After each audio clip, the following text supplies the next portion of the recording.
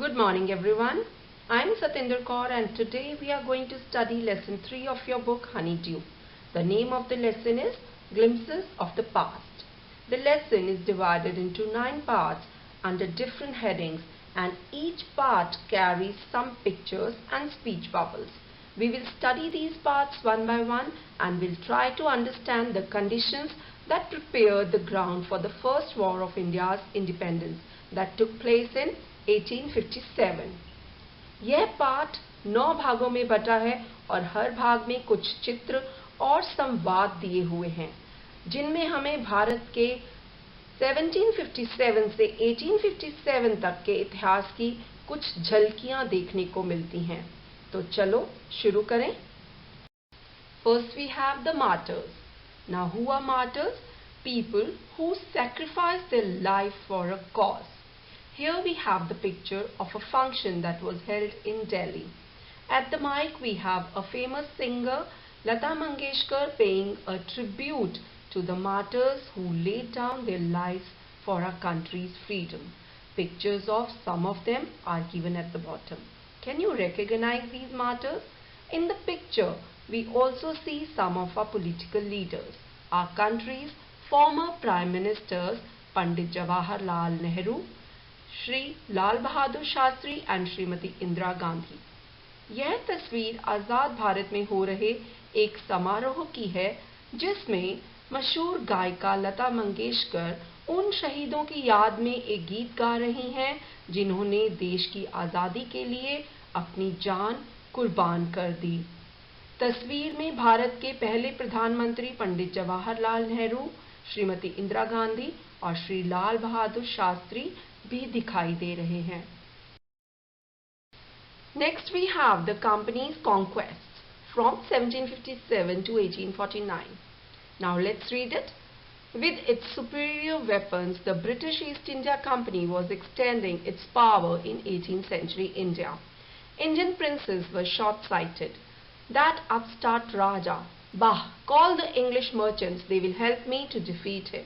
The people had no peace due to such constant fights. The rivalries helped the East India Company and it could easily subdue Indian princes one by one. A far-seeing ruler like the brave Tipu of Mysore fought the British till he died fighting. Here we read about the company's conquests. Now what are conquests? This word has been derived from a word conquer, which means to gain or acquire something by force of arms. Here we have been told that the British had come to India as merchants. They traded through a company named East India Company. But slowly they started gaining control over our territory, and that became possible due to two main reasons. First, they had superior weapons, and another thing that helped him was that at that time our country was ruled by a number of princes and kings who ruled over small territories and often fought with each other. The British took advantage of the situation and offered help to these rulers with their superior weapons. Some rulers were short-sighted, means they looked for short-term gains and they agreed to take help from the British to defeat their rivals. Rivals means opponents. These fights became a regular feature and common people suffered due to such fights. The British took advantage of these fights and subdued these rulers one by one. Now what is subduing something? Bringing somebody under control. So the British brought these rulers under their control one by one. But there were a few rulers like Tipu Sultan of Mysore who understood the intentions of the British and he fought them till his end, means till his death. यहाँ हमने पढ़ा कि अंग्रेज हमारे देश में आए तो व्यापार करने थे, पर धीरे धीरे उन्होंने अपनी ताकत बढ़ानी शुरू कर दी। उस समय हमारा देश बहुत सारे हिस्सों में बटा हुआ था और वहाँ के शासक आपस में लड़ते रहते थे। अंग्रेजों ने इस बात का फायदा उठाया। उन्होंने कुछ राजाओं को लालच देकर अपने साथ मिला लिया और अपने बढ़िया हथियारों के बल पर उनके दुश्मनों को हराने में उनकी मदद की और इस तरह अंग्रेजों ने एक एक करके सभी राजाओं को अपने अधीन कर लिया। लेकिन टीपू सुल्तान जैसे दूरदर्शी शासकों ने अंग्रेजों का डटकर आखिरी दम तक मुकाबला किया। Now let's read further. How did Indians react to these conquests? Thank God there is peace in the country now. No more wars and no looting by thugs. It is God who sent the British. Our destiny is linked with them. The white man has killed or dethroned our kings. Some kings were not good, but after all they were of this land. Now we have become slaves of foreigners. Now let's understand a few words. Who are thugs? Thugs are robbers or criminals. What is destiny? Destiny means fate or future. Then we have the word dethroned, means removing from power. Here we have the reactions of the Indians. There were two different opinions. Rich people were of the opinion that the British was sent by God to bring peace to their land where rulers were fighting with each other. They hoped that there would be no more fights and looting of wealth in future. But poor people were against the British. They did not like the idea of becoming slaves of foreigners even when they knew that some of their own rulers were not good. यहाँ हमने देखा कि अमीर लोग अंग्रेजों के आने से खुश थे और वह ये मानते थे कि अंग्रेजों को भगवान ने उनका भाग्य सुधारने के लिए भेजा है, परंतु दूसरी ओर कुछ साधारण लोग अंग्रेजों को अजनबी मानते थे और उन्हें उनका गुलाम बनना मंजूर नहीं था। Here we will read about British rule from 1765 to 1836. Religious leaders preached ideas like untouchability and child marriage.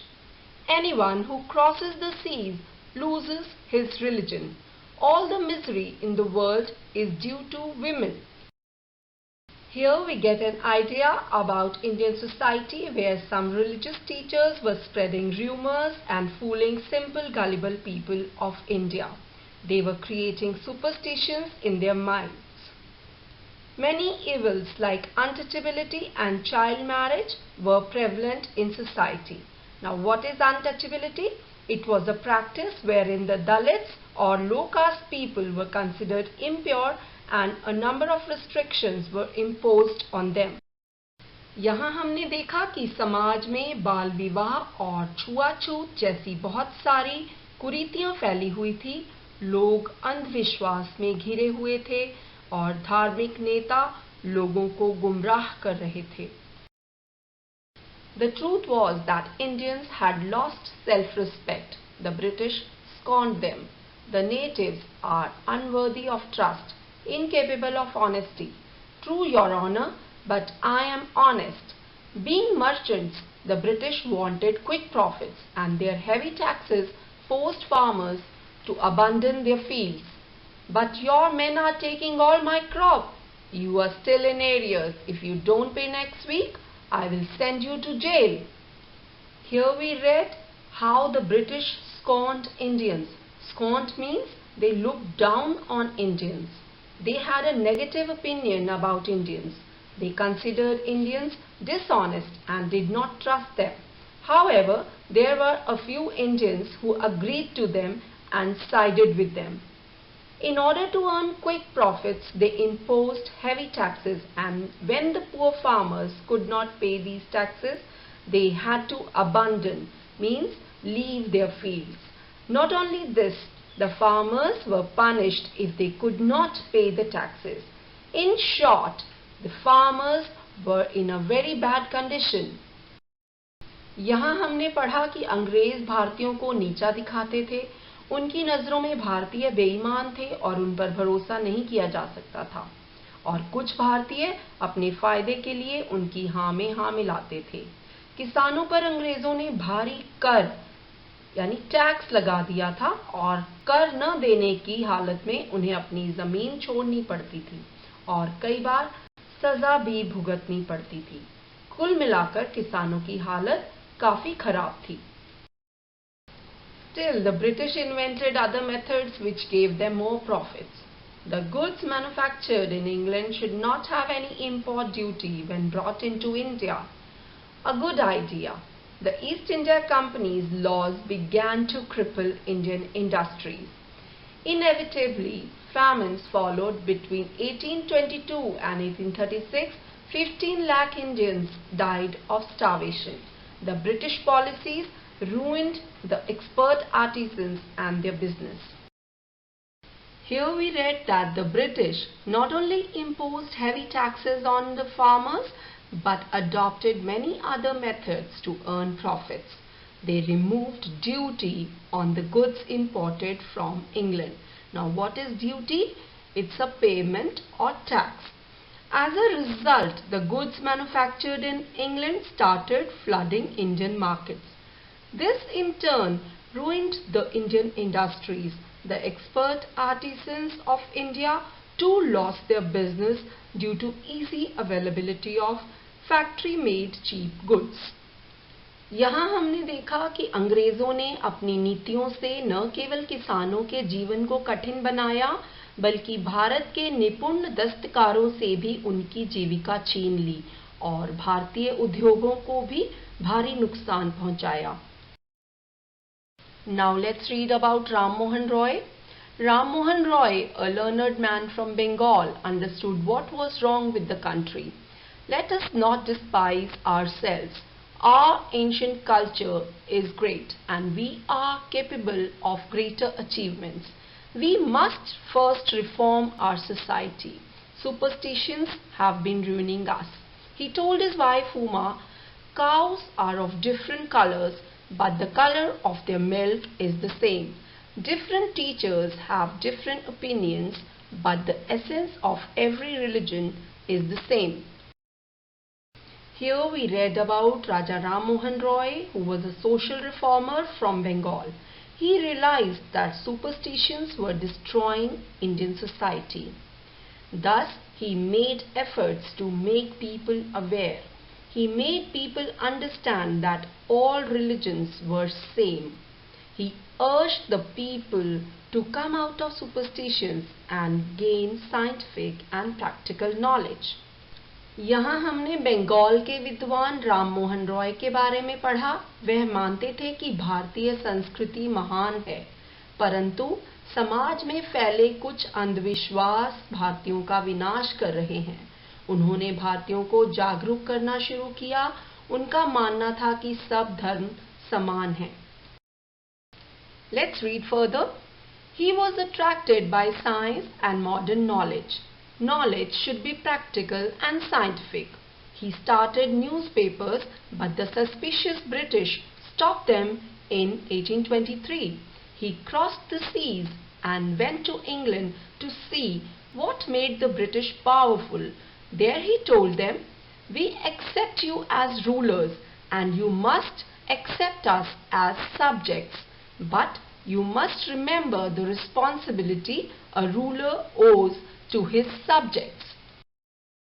Here we read that Raja Ram Mohan Roy was in favor of scientific and practical knowledge. He started newspapers to spread awareness among people, but the British banned them in 1823. He also visited England to understand what made the British so powerful. He accepted the Britishers as the rulers of the country, but at the same time he urged them to realize their responsibility as rulers. यहाँ हमने पढ़ा कि राजा राम मोहन रॉय विज्ञान और पश्चिमी शिक्षा से बहुत प्रभावित थे और उनका मानना था कि ज्ञान व्यवहारिक होना चाहिए.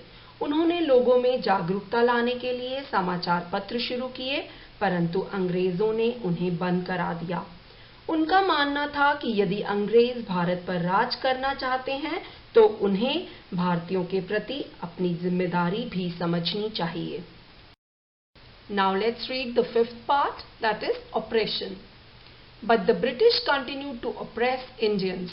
In 1818 they had passed Regulation 3. Under it an Indian could be jailed without trial in a court.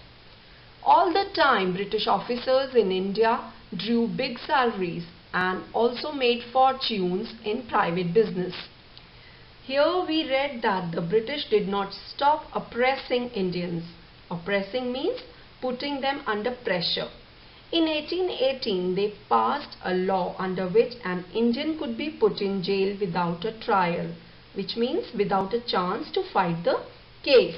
The British officials, on the other hand, were making big profits. They were not only getting huge salaries, but they were also earning money through private business. यहाँ हमने पढ़ा कि अंग्रेजों ने भारतीयों पर जुल्म करना जारी रखा। 1818 में उन्होंने यह नियम बनाया कि भारतीयों को बिना केस लड़े जेल में डाला जा सके। दूसरी तरफ अंग्रेज मजे कर रहे थे। उन्हें न केवल अच्छा वेतन मिलता था, बल्कि वह निजी व्यापार से भी खूब पैसा कमाते थे। By 1829, Britain was exporting British goods worth 7 crore rupees to India. Governor General Bentinck reported back home, "The bones of cotton weavers are bleaching the plains of India." The British prospered on the company's loot, while Indian industries began to die. By 1829, Britain was exporting British goods worth 7 crore rupees to India. Now this means the British industries were prospering, means they were flourishing, they were doing good business, while Indian industries were dying. Cotton weavers of India were suffering as they had lost their business to textile mills in England, which were selling their cheap cotton cloth in India. 1829 तक Britain से लगभग 7 करोड़ तक का माल भारत पहुंच रहा था। अंग्रेज मालामाल हो रहे थे और भारतीय बुनकर और उद्योग दम तोड़ रहे थे। With this we come to the end of the first part of the lesson. The rest of the lesson will be covered in the second part. So keep watching.